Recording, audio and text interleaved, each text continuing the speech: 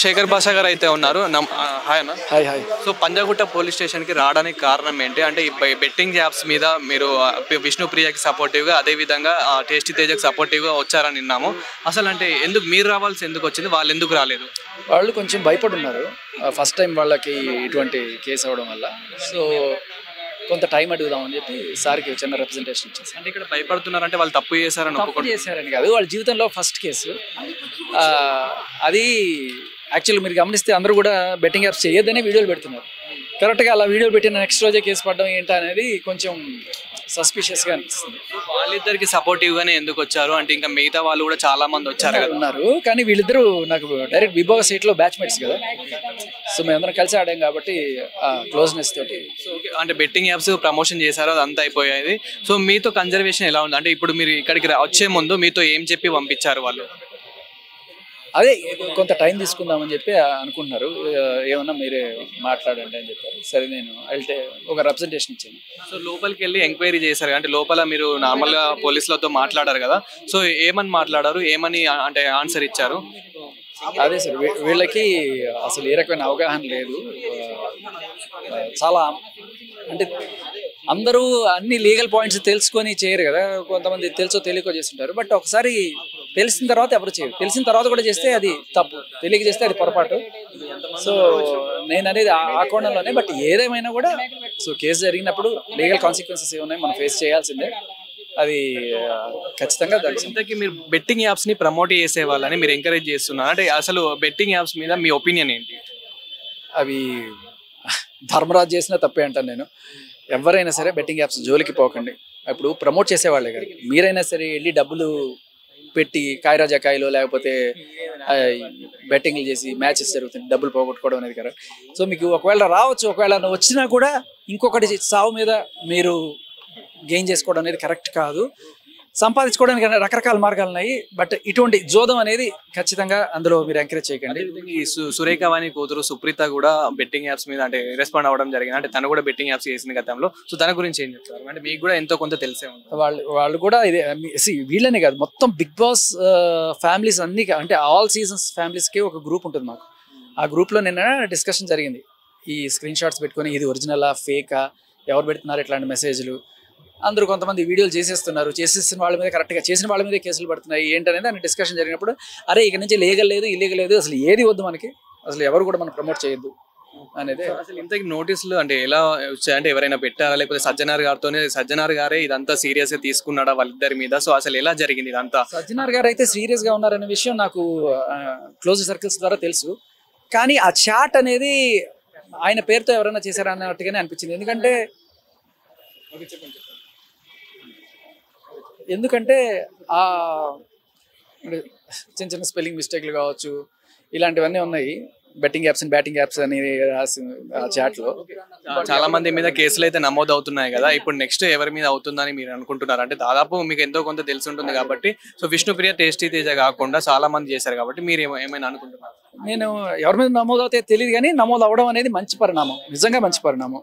వాళ్ళ మీద చర్యలు ఉంటాయా ఉండవా అనేది పక్కన పెడితే నమోదు అవడం వల్ల మన మీడియా సోదరులందరూ దీన్ని బ్లాస్ట్ చేయడం వల్ల ఒక అవేర్నెస్ అయితే వస్తుంది, ఒక భయం అయితే వస్తుంది. అమ్మో డబ్బులు వచ్చినా మనం చేయొద్దు, ఎందుకు అనవసరంగా లీగల్ సూప్లో మనం వెళ్ళకూడదు అని చెప్పి. నాకు తెలిసి ఈ న్యూస్ వచ్చిన తర్వాత కనీసం ఒక 10,000 మంది ఇట్లా వెనక్కి వెళ్ళిపోయింటారు, అమ్మో మనకి ఇక్కడ నుంచి బెట్టింగ్ యాప్స్ వద్దని, విచ్ ఇస్ వెరీ గుడ్, జరగాలి. సో మీరు ఎప్పుడైనా ఈ బెట్టింగ్ యాప్స్ ఆడారు?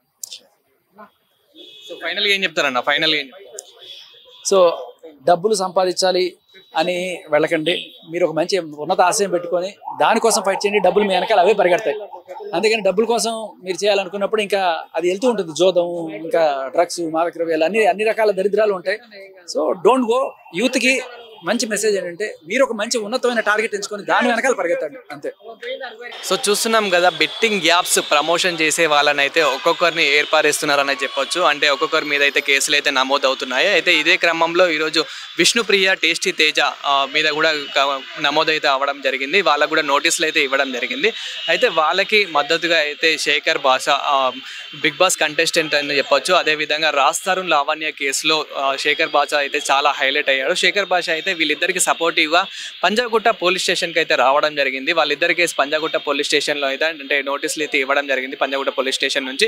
సో వాళ్ళిద్దరికి సపోర్టివ్గా అయితే శేఖర్ భాష రావడం జరిగింది. అయితే లోపల వాళ్ళిద్దరికి సపోర్టివ్గా మాట్లాడడం జరిగింది. అంటే వాళ్ళు ఇప్పుడు రాలేకపోతున్నారు, వాళ్ళకు ఇది ఫస్ట్ టైం కదా, వాళ్ళు తప్పు ఒప్పుకుంటున్నారు, వాళ్ళు కొంచెం అంటే అనీజీగా ఉన్నారు, వాళ్ళు కొంచెం భయపడుతున్నారు. సో వాళ్ళకు ఇంకొక 3-4 డేస్ టైం ఇవ్వండి అని చెప్పేసి శేఖర్ భాష గారు అయితే రిక్వెస్ట్ చేయడం జరిగింది. దాని మేరకైతే పోలీసులు అయితే కొంచెం అయితే టైం ఇచ్చారు. బట్ మళ్ళీ ఎప్పటికైనా సరే ఎంక్వైరీకి అయితే రావాల్సిందే, ఒక సర్టన్ టైం అనేది ఉంటుంది, ఆ టైంలో అయితే ఎంక్వైరీ రావాల్సిందే. ఇప్పుడు మళ్ళీ ఇలా పోస్ట్పోన్ మాత్రం అలా చేసుకోవద్దు, తీసుకుంటే మాత్రం సివియర్ యాక్షన్ తీసుకుంటామని అయితే చెప్తున్నారు. సో దీని మీద మెయిన్ సజ్జనార్ ఆర్టీసీ ఎండి సజ్జనార్ గారు, అదేవిధంగా నార్మల్గా ఇంకా ఆర్టీసీ సజ్జనార్ గారితో పాటు ఇప్పుడు ఇంకా కొందరు అయితే కలవడం కూడా జరుగుతుంది. సో అలా సపోర్టివ్ అయితే చేస్తున్నారు. అదేవిధంగా అంటే ఇన్స్టా ఇన్ఫ్లుయెన్సర్స్ అనే కాదు, ఇన్స్టా ఇన్ఫ్లుయెన్సర్స్లో మెయిన్ క్యాండిడేట్స్ అంటే మంచి తిమింగలాలు అనే చెప్పొచ్చు.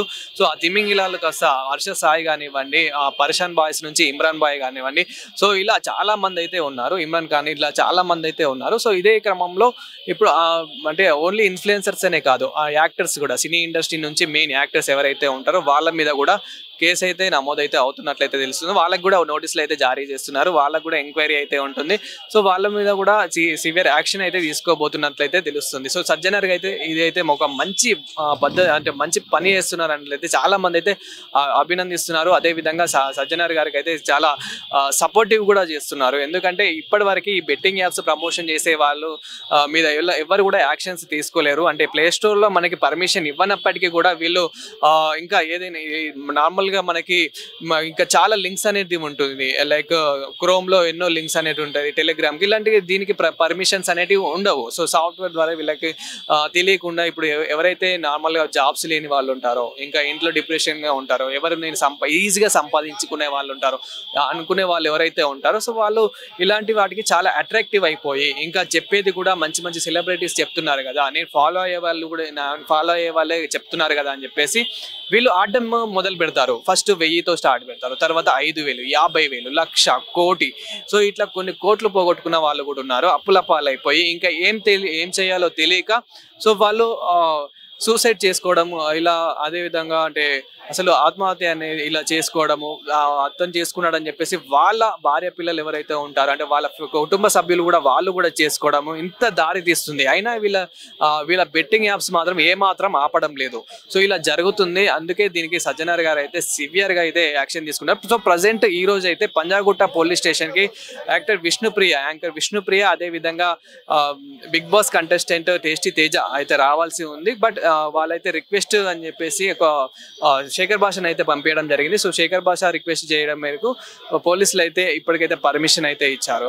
సో బెట్టింగ్ యాప్స్ ఇప్పటికైనా మానుకోండి, ఇప్పటికైనా అసలు బెట్టింగ్ యాప్స్ ప్రమోట్ చేయడం ఇక్కడికైనా బంద్ చేయండి. అదేవిధంగా ఆడే వాళ్ళు కూడా బంద్ చేస్తేనే బాగుంటుందని చెప్పేసి సజ్జనార్ గారితో పాటు మన వైల్డ్ వుల్ఫ్ ఛానల్ కూడా కోరుతుంది. Thank you.